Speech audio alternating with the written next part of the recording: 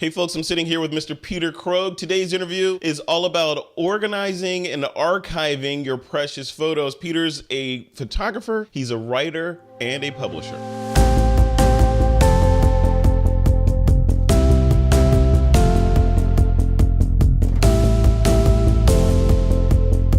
Hey Peter Krogh, welcome to the show. Hey Frederick, thanks for having me. Hey, it's good to have you. It's good to be able to pick your brain for just 30 minutes or so on this stuff. Like, I mean, literally, you're the guy who wrote the book on digital asset management, which is, kind of that dirty little monster we all sweep underneath the bed and address tomorrow. Right? Yeah, exactly. And it is great to have my brain picked. Usually not very painful and always enjoyable with you. So no, that's gonna be good. I appreciate it. Okay, so let's start there. Let's jump right in. So digital asset management, DAM as it's called. You wrote a book called The Damn Book, Digital Asset Management. Yeah. So let's start there. So just to set the stage for how you describe it, I look at The Damn Book as it's almost like like some religious tome or a book Yeah, like when we were growing up, like the encyclopedia, right? It was like a book that you absolutely, if you call yourself a photographer, you should have this book in your collection, right? And you put blood, sweat, tears, DNA, and everything else into writing this thing, right? Yeah, it was, going digital as a professional photographer around the turn of the millennium was kind of the Wild West. We didn't really know how to organize everything. We didn't know how to make our digital archives persistent and durable and resilient to the problems that would come up. And I was kind of waiting for somebody else to do it. And I looked around and I saw that the people at Adobe were looking at me as kind of the information architecture guy. And I said, okay, well, let me give it a crack. And it ended up just taking off like crazy, translated into 4 different languages, and has taken me around the world.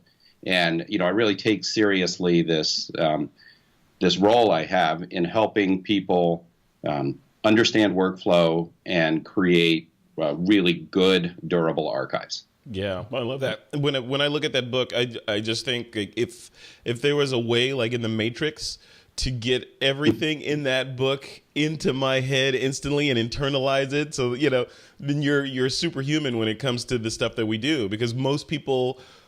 Maybe not most, I'll say many people, their weak link in their workflow is backing up and understanding how to systematize that flow of, I got a great shot and I'm done with it. Now, how do I have the peace of mind to know that it is safe and it's in multiple places and archived and all that? And you address all that and more in this book, right? Yeah, and even more than that, which, that's really important. How do we build our storage systems, and how do we make sure everything's backed up?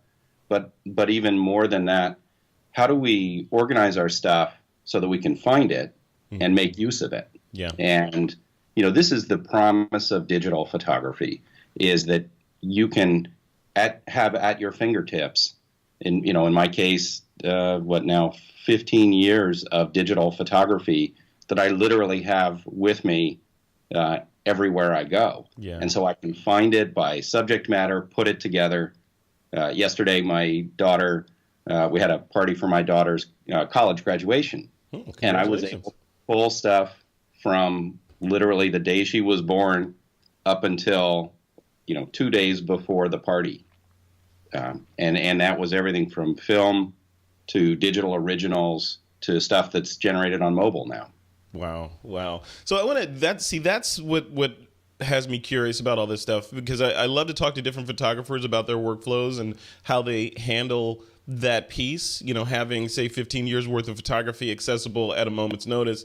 And there's lots of software out there. There's lots of backup services. There's lots of free services that will gladly take all your images and promise accessibility over time. And as we know, sometimes those companies change their minds about about about how important your images are, and suddenly they're out of business and now you're left scrambling.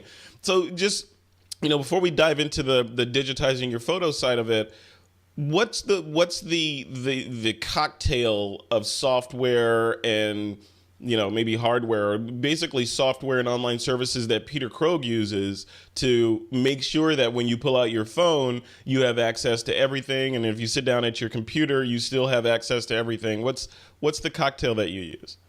So for me, it starts with the fact that I have a unified archive that all of my images are heading towards, and that's a set of hard drives that's living in my studio. There's a backup set of hard drives that are identical to that live over in my friend John's house, and that's in case I'm gone and there's a fire or a theft. Yep. And then I'm cataloging everything with Lightroom, and for me, that's, I guess we're probably up to about 750,000 images, and so those are all cataloged. Some of them better keyworded than others, and so that's kind of the biggest part of the structure. And then I use online services for distribution, whether that's to clients or friends and family. Typically, that's my Photo Shelter account, and that's how I can deliver jobs and make images accessible to people.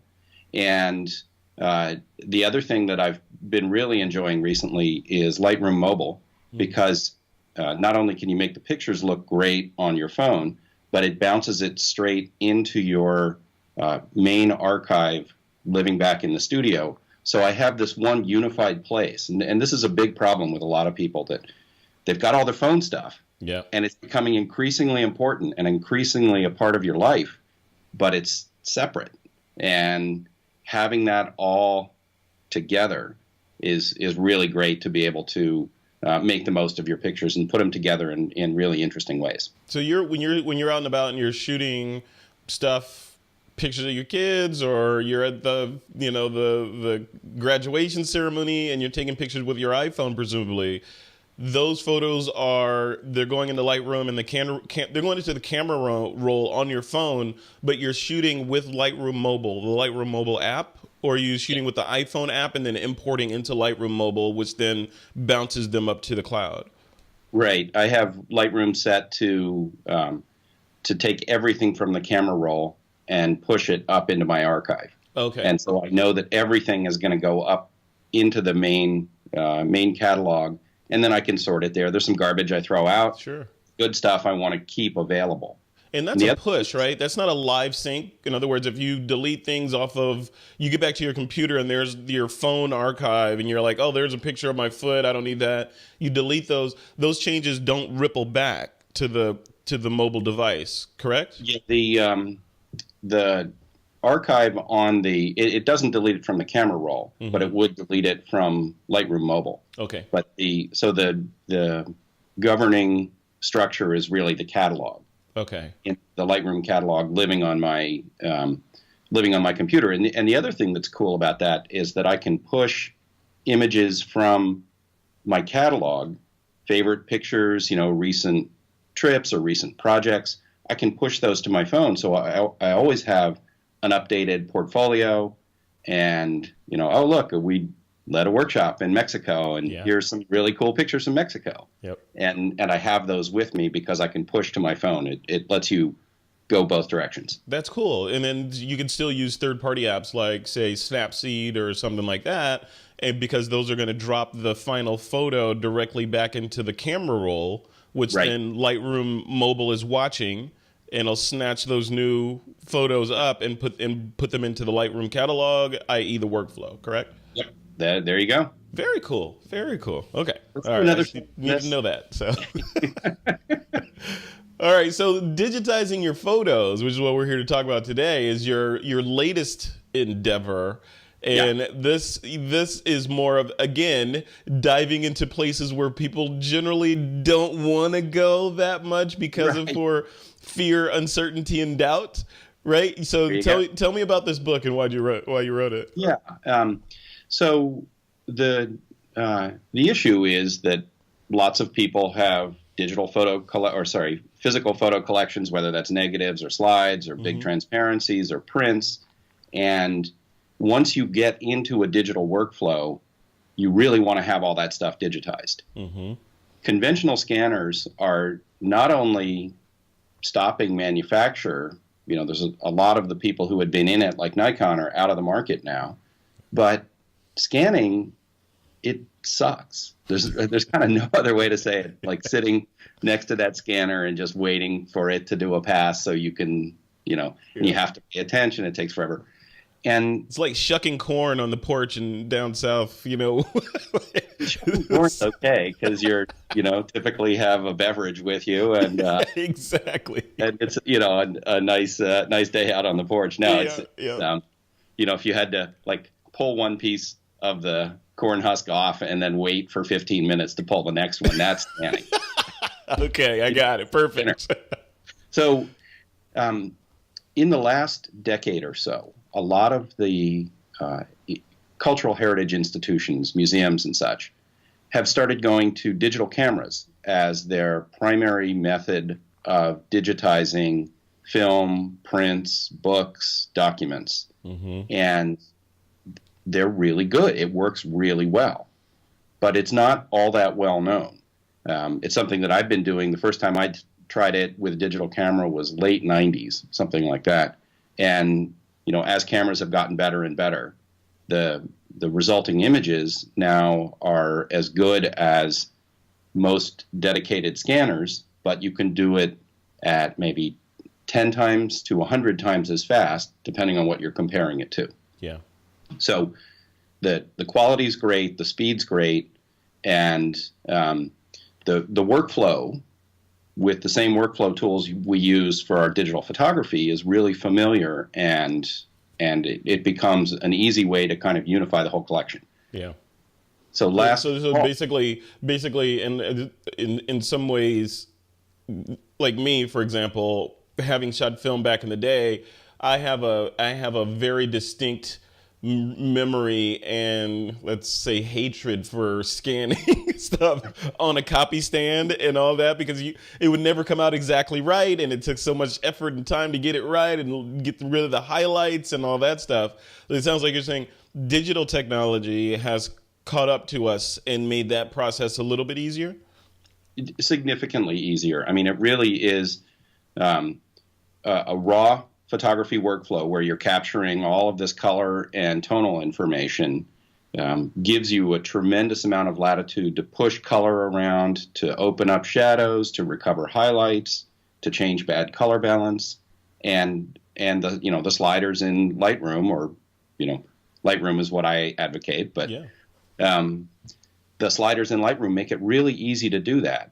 And what you and I know that we both struggled back when we were doing film duping, to try and get those film dupes to look good. That it's a whole different thing. This is just scan as many as you can. And back in about, I think it was 2006, I had an assistant in the studio shoot 40,000 images from my walking around camera.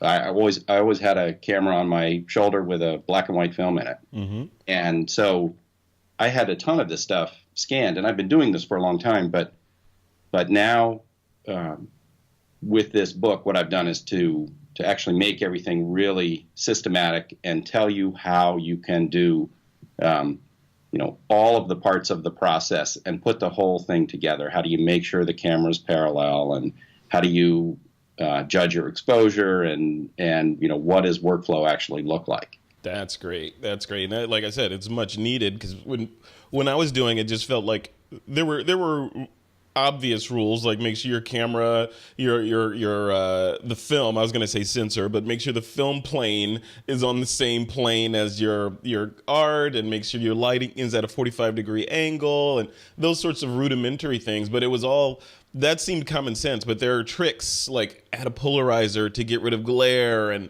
all these different things that you could employ, that if you weren't that savvy about what you were doing, you'd basically be wasting your time, right? Yeah, and even I had the same.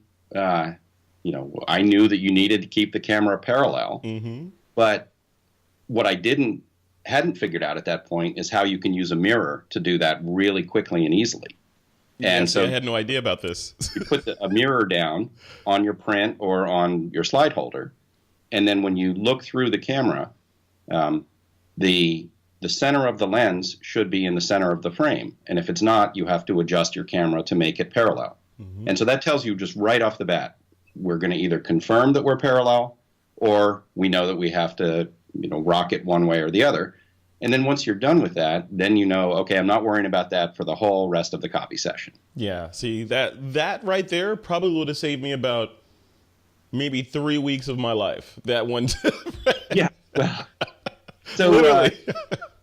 So the thing that happened last fall is that we moved my dad out of his house, and we had this gigantic collection of photos that go back to daguerreotypes, go up through glass plates, and a ton of slides starting in the 50s, and color neg, and all of this stuff. So I had this giant collection of images to use, of actual physical photos, to use as the case study for the entire book.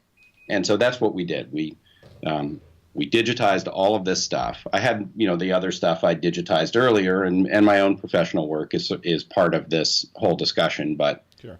But having this gigantic collection of so many different kinds of images was a really great way to show the entire process. That's cool. That's cool. And I think many of us out there in the world, myself included, as photographers in the family, we get dubbed as the image or the family archivist for all the all the old stuff. And that was me. My dad dropped a bunch of boxes on me that had slide film, 35 millimeter prints in various stages of disrepair, 8 millimeter movies, VHS, mini DV, all that stuff, So now I get the box, and then the question becomes, okay, what do I do with this? I can either push it off into the corner and deal with it later, pass it on down the line when I get too old to deal with it, or take care of it. And the path of least resistance, Peter, seems to be there are these companies out there that say, hey, dude, just send us that box. We'll take care of it, and a couple of weeks later, we'll send you a login, and all that stuff will be online for you, right? They play that kind of Pied Piper siren song of, okay, hey, I could be lazy and just send them some money in the box, and they'll take care of it. What are your thoughts on those kinds of services?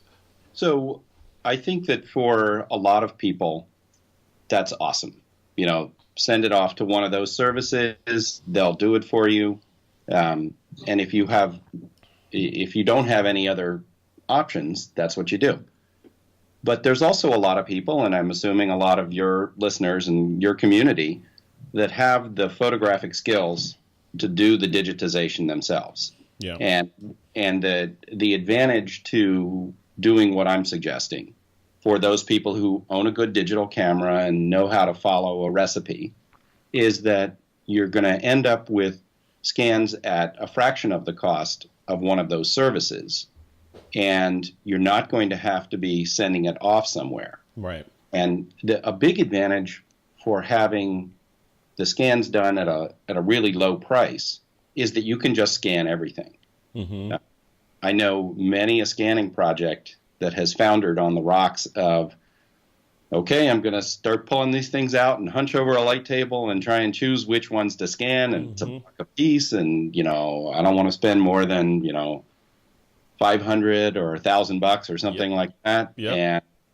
And then you get an hour or 2 or 3 into choosing slides, and it's just a mess. And you give up. Just back in the box, back in the corner, and you don't pick it back up again until you have to. Yeah.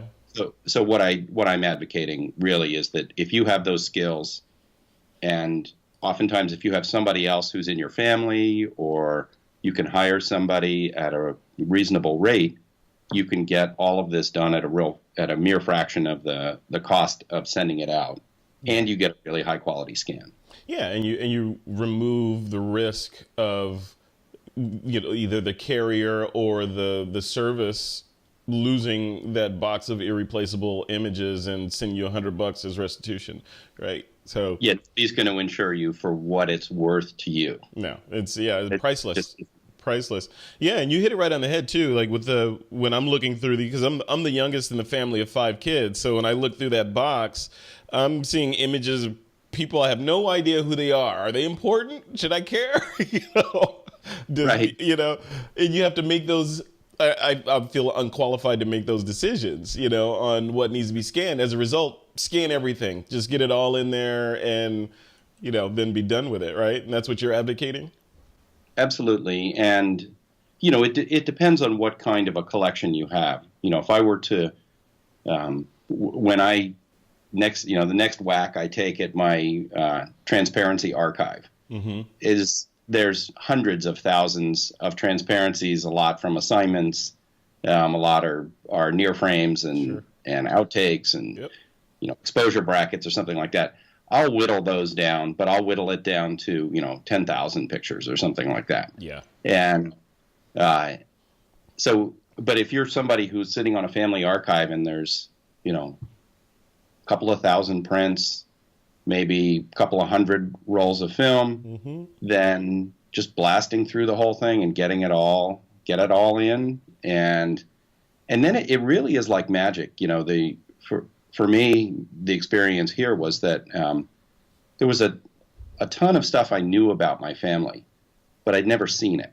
And as a photographer, we're all visual people. There's a huge difference between I see what my great uncle looked like as a young man, and I see him, in New York City in the 1920s, and so he's not, great uncle in that case. I'd never met the guy; he died long before I was born, but he looked like a really cool guy. Yeah. And so I was able to see that stuff, and all of those pictures were there. I could have leafed through the albums. I could have gone through the envelopes and the boxes and all of that, but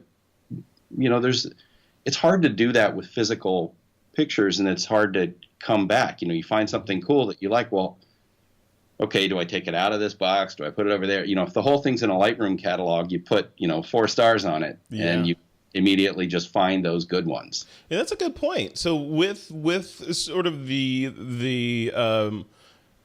facial recognition algorithms that are built into Lightroom, suddenly those become really important as you're scanning these, because you might see, I'm guessing you'll see an image of some kid and not know who it is, but then Lightroom may know that, that kid is actually your great-grandfather and put them together. I was pretty surprised. I have not been a real user of Lightroom's face recognition tool. Yeah. It's just been easier for me to add keywords according to people's names. But I did find that there's something about scanned photo collections that where that works really well. And I think there's a couple of things that are happening. One is that you often will have the same people over time, and it turns out that guessing that it can do about who is who is pretty good, and so that helps, and it literally, after being trained, it can now pick out my father as a baby and as a 82-year-old guy. Yeah, which is amazing. It's magic. Yeah. Okay. So I want to talk a little about who this is for, right? So in the context is we talked about those online services that kind of take the pain away. You send them a box and some money, and they take care of it for you. But then even coming down from that, we have iPhones these days and Android phones with software. I know in, the upcoming iOS 11 and the iPhone 8, they're supposed to have implemented a feature, I think, that Dropbox and apps like Office Lens have had forever, which basically turns your phone into a scanner and will, in augmented VR, overlay a rectangle over the thing that you're trying to scan. You take the picture, it'll do its automatic perspective correction and contrast adjustment and throw it in your camera roll for you. So the devil's advocate question is, why not just do that? Why not just, instead of setting up an elaborate copy stand and a DSLR and all that, why not just use my iPhone? I paid $800 for it. Why not just use that thing? Yeah, well, I've done that very same thing, and Google has a pretty cool app that does that. And when when I'm over at somebody's house and I see a family picture, there's a family picture somewhere and they're not going to let me have it, then, and all I got is the phone, absolutely shoot with the phone. Yeah. And museums. Woo. Well, there's a lot of cool stuff happening there with augmented reality. Yeah. But Yeah. that's another discussion. I know. There's so the phones do a really good job, and if it's for one-offs, that makes a lot of sense. And if you don't have a digital camera other than your phone, then that's be a good one to use. Mm-hmm. But there's a whole lot of people now who have picked up photography as an important hobby and an important part of how they do self-expression, and they're buying good cameras. And there's a ton of really good DSLRs out there and mirrorless cameras. Yeah. And so lots and lots of people already own most of what they need to make this work. Yeah. And if you're going to go through the pain and the hassle of pulling everything out and just running it all through one by one, you might as well be getting as good a scan as you possibly can. Yeah. Because ideally, you only have to do this one time, right? Think of it that way. This is a one-time event, and then presumably that image will go back in the box. Oh, that was another question I forgot to ask you. Is the next I'm going to transition sort of into just what the practical flow is. What does it look like when you're scanning these? But when you're done, jumping to the end, you're done. You got that. You had the box on the left side of your copy stand and the incoming box on the right side, and that incoming box is full now, and the outgoing box is empty. What do you do with those images, the physical atom-based imagery? How do you protect that? Because those are the priceless originals, right? And you want to forget about them, but then you don't want to forget about them. What do you do with them? Yeah, so there's a couple of things there, and I write about this in the book because it was an important part of what we were doing. So the first thing is that as we were reviewing the material to begin with, we took everything that we thought somebody might want as a print in the family to put in a frame, or it was already framed and they might, put it on their wall. And we had a bunch of different people in the family who were interested in different images. Sure. We put those in a special group, either a box for just prints or, a big stack for the framed prints, and said, okay, these are going to be distributed. So once we shot those got to be distributed. And at that point, we have a really good digital version of the picture so that everybody can have a copy, and really everybody could make their own print if they wanted to. So that's one thing, is that it enables you to actually put the prints in everybody's hands, everybody who wants them. And that's a really high value part of the process. And then the other part was that we took the opportunity to put everything in archival storage, and I outlined, what you can buy for that, and how you want to name your boxes, and how you want to know that what's in this box is in this folder, and then those can be put away in a way that lets you preserve the original document, the original photograph, without needing to have it be done in a way that provides access. Yeah. The access is really to the digital image, unless you really need to go back and find that print. Yeah. So it allows you to do a better job preserving the original photo artifact. Yeah. Because you're not also having to make it available. They no longer need to be touched. Yeah. Yeah, and so getting that put away, and there's a lot of people have their stuff stored in non-archival boxes, and so this is an awesome time to order some acid-free boxes from Printfile or whomever, and some poly bags, and bag stuff up. And so not only can you do distribution, but then you can put the stuff away and really make sure that it's preserved. So that's a really important part of the process. And you just keep in mind that the work that you're doing right now, if you get in your time machine, your great grandson, who's now middle-aged, is opening up that box and getting teary-eyed at great granddad right there. Yeah, and we've had this separation from when photography was primarily film and print. There's still some people doing it, and I love to see young people doing this, but because we've had this time, and we now all think of images as these digital images, there's something really magical and cool about going back and picking up that print and knowing that was, made in 1903 or whatever, that this thing has been sitting, we've held on to this for 109 years or whatever. Yeah. And just to know that the people in that photo have looked at that same thing that you're holding and maybe even held that thing that you're holding versus, double clicking a file and looking at zeros and ones. Yeah. And so I think it really adds value to the old artifact. And then the other thing that has been a huge part of this is getting stories and information, in this case from my father, who knows about, a lot of these people, some of them he doesn't know about, and being able to attach that to the digital image. Yeah. So there's annotations and groupings and tagging for name and tagging for place that would really be impossible to do to, every slide Sure. in the collection. But we can grab 50 slides and drop it on a location name, for instance, and then we know, okay, these were all shot at Hoban Road in Northwest Washington, and so it's a way to discover and to preserve and to aggregate all that information that you have.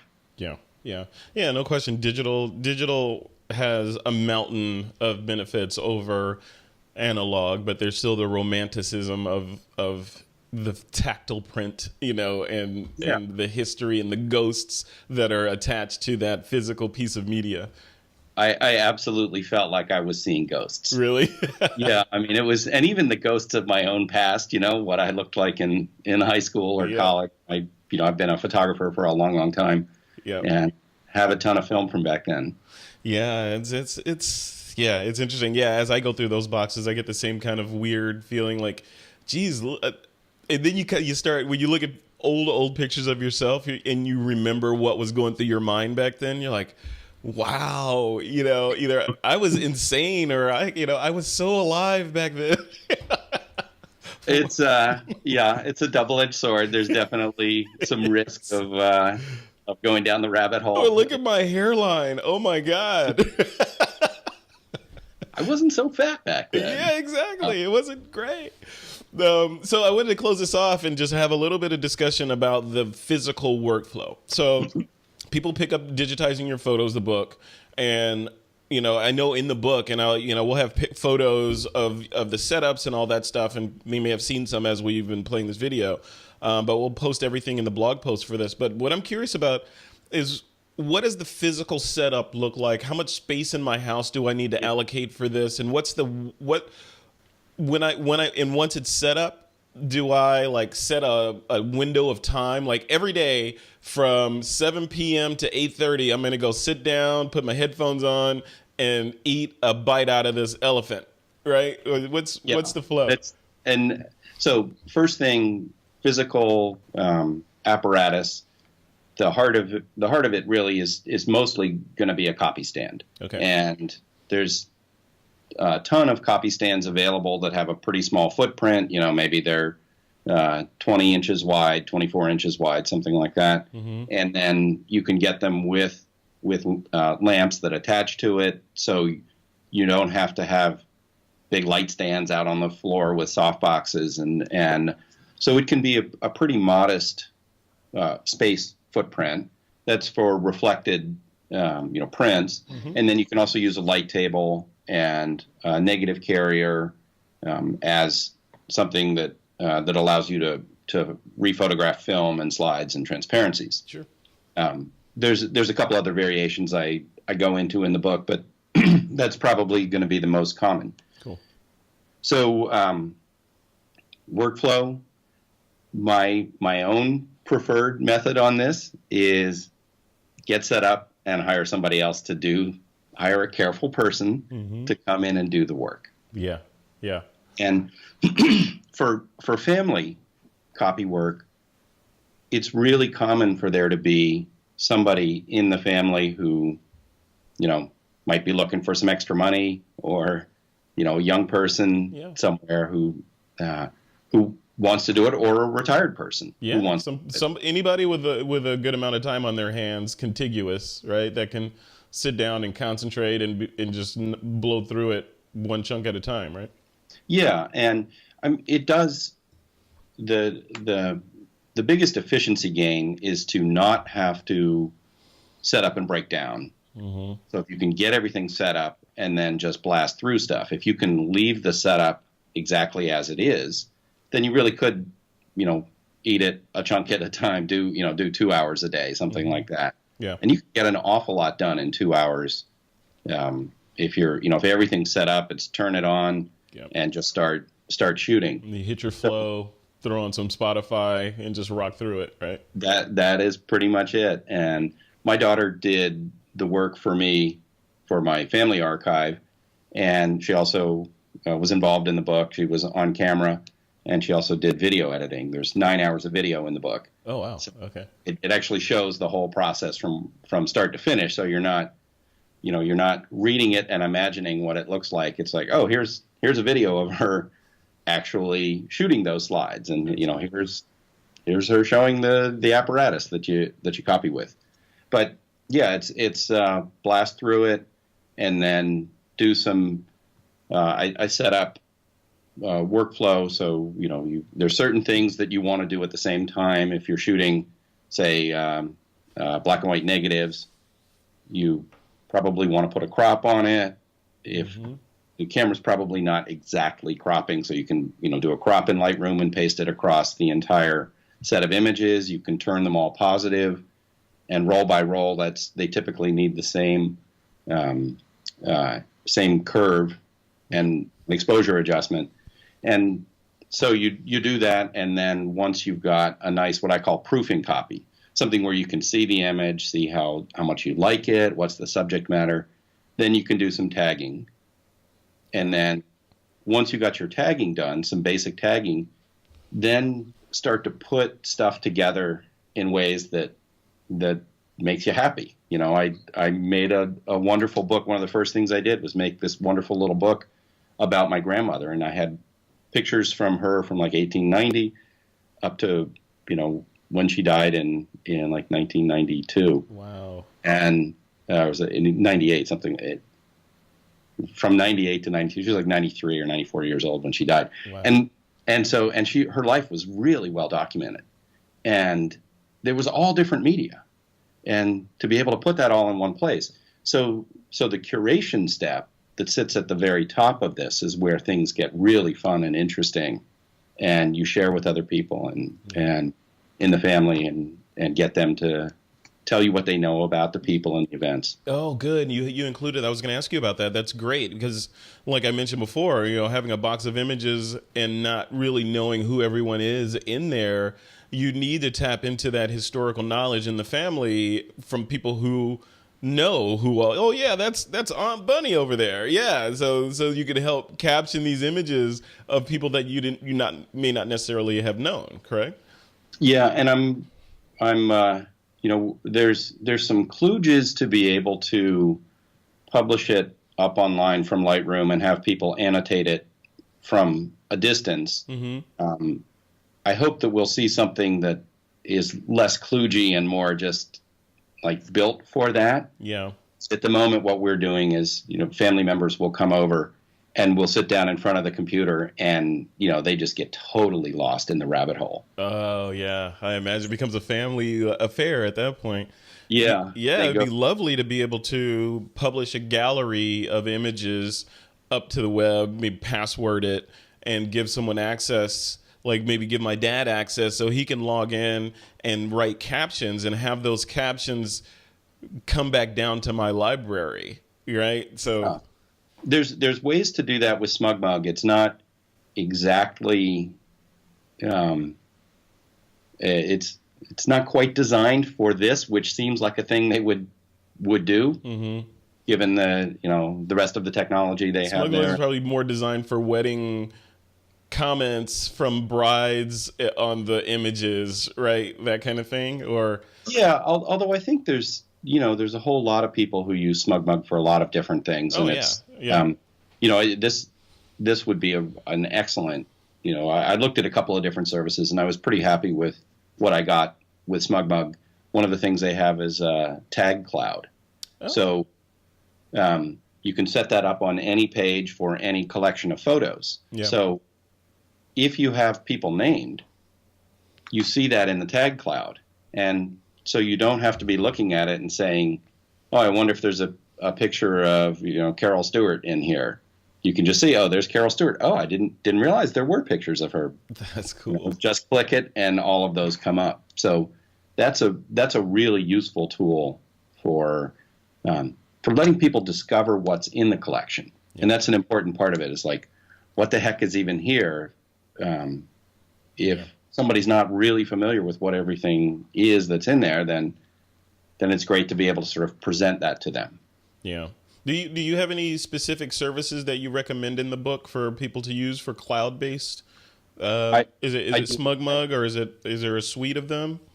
So in the last chapter, I show how to integrate Lightroom with SmugMug. Mm-hmm. Also, and that's I think an awesome use case, particularly for a family archive. Okay. And then I also show how you can integrate with PhotoShelter Libris, which is PhotoShelter's corporate library product. Got it. And so that would be better for, if you're digitizing a company's photos or an institution's photos, you need to have a greater layer of permission capability and protection that SmugMug isn't really built for. Yeah. But I also show in the book how you can publish to Lightroom Mobile or Lightroom Web. Mm-hmm. And those are, they're not quite there yet, but mobile I like. The Lightroom Web product isn't quite there yet, but they're working on it. And I believe they will probably get there one of these days. Yeah, Josh is over there crafting it as we speak, right? Absolutely. And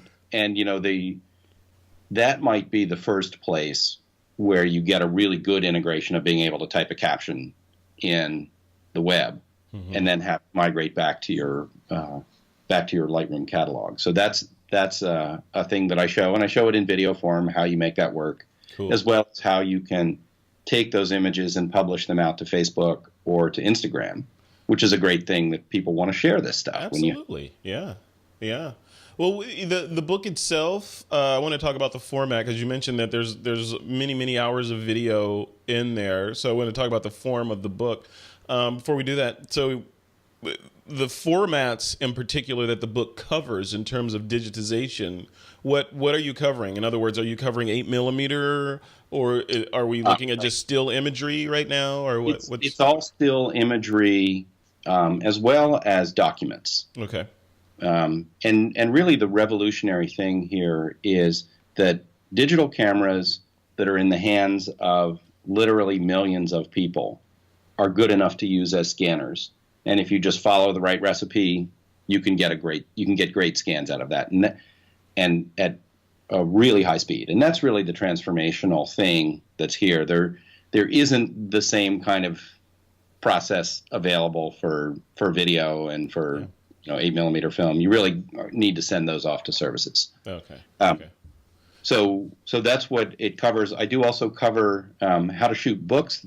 One of the things that I found was some really great scrapbooks, and it's kind of like scrapbooks were like the internet bookmarks of in this case, these were like 1920s, 30s, and 40s. Yeah. So if you ran across an article and you liked that article, or it was about a friend, or it was relevant to you in some way, mm-hmm. What I'm seeing in my family, broadly based across lots of different members of the family, is they would make a scrapbook. They'd cut out the article and they'd put it in, and it would be, here's Uncle so-and-so, or here's an event I was interested in. And so you can learn this tremendous amount about people by looking at these scrapbooks and being able to copy those and drop those into the archive. Gives you the ability to learn all that stuff later and kind of put two and two together of, oh, well, this person was really interested in, the suffragette movement in the 19-teens. Yeah. And, oh, here's some interesting pictures of her probably as a suffragette. Wow. Yeah. Wow. And it's kind of cool. Yeah. Yeah. It's data mining your life, basically, right? Yeah. Well, history. Yeah. And, yep. and I'd love to see a better integration with something like Ancestry. Oh, right. This is a thing I'm hoping to see some kind of movement on this, where you could easily push this stuff or identify it with the person name in Ancestry, and be able to say like, oh, okay, now we have this person, and at all these different ages, and maybe that's the solution, where you have Ancestry.com and kind of the with a Wikipedia flavor to it, where people can go in and edit and upload photos. If they know more about a certain person, you can add more detail to that person with a variety of media. Yeah, and as you know, Lightroom is really extensible and can be connected onto different services. Mm-hmm. So there's nothing really stopping it. It just, the wiring hasn't been put together yet. And I think partially because people didn't realize how good this process is, and how much you can get digitized. Yeah. So as we wrap this up, let's talk about the format that the book comes in. Like I said before, you mentioned that there's a lot of video. It's not just you're not just going to get an ebook when you purchase this thing, right? What's the format it takes? So, I mean, it really is probably more accurately described as a very comprehensive video course. Okay. That comes with a book, and it's just that you can launch the videos by clicking on the video in the PDF, and it launches the video. Very cool. So there's 90 videos for a total of 9 hours, and this is a format that we've been working with since 2013 was the first book we published in this method, and it's been really, really popular because books are great for laying out general principles, but really a terrible user experience to try and learn workflow. Yeah. It's like you got 10 steps, and then really the only way to do it is to like get it baked into your, visually baked into your understanding. You got to have the computer open, and you're saying, oh, which menu item, and then to there. And and you have the book here, and you put your little yellow stickies in the book and go back here. And as opposed to, I'm going to tell you how this thing ought to work, and click the movie, and then it pops up, and you actually see it in action. Yeah. And we're hearing from readers, they just love this. It really makes sense to divide like principles from workflow, and so that's it's 248 pages and something like 90 videos for 9 hours of video. And if you don't have color negatives, you don't need to read the chapter on color negatives. Yeah, it's not that you have to see all 9 hours, but I really wanted to be comprehensive on the whole process. And is it a purchase and download the video and go through them at your own pace, or do you purchase access and get a username and password? It is purchase and download. We also sell. We're selling it on USB. The last multimedia books that we created, we also sold on DVD. And then I was researching something, and I looked and I saw, oh, Apple hasn't included a DVD player since 2012. Nope. No, in fact, I have a super drive that's in a drawer somewhere. So if I happen to get media that I need to stick in the computer, I'll go dig that thing out and plug it in. Yeah. Primarily, people just do direct download, and that's fine. But we do sell also to people who are in bandwidth impaired areas. Yeah. And some people just like to have a thing, and a physical thing in their possession. Yeah. Or having made their purchase, and so we're selling those as well. That's cool. And what's the price? What's the price of the book? Download is $35, $34.95. $35 for 9 hours and 200 some odd pages of how to get your life together. Yep. It's the other authors I talk to tell me it's too cheap. But I would have honestly, thank you for making it that price. I was kind of expecting either roughly around double that, or maybe even 99, somewhere in there. Yeah. Yeah. The damn book sold extremely well. And when we started our publishing company, the fact that my wife and I run the thing, we have a great production person who lives in Laos right now. Mm-hmm. And we're able to do things at a very good price, and we want to, our objective is to get as many of these things out there as possible. Fantastic. We want the message out there. We want people preserving their images. All right. Well, Peter Krogh, we'll leave it right there. Thanks for coming on, man. I appreciate it. Hey, thanks so much for having me. It's always a pleasure to hang out with you. Likewise. All right. You have a good rest of your week. Okay, you too. See ya. Okay.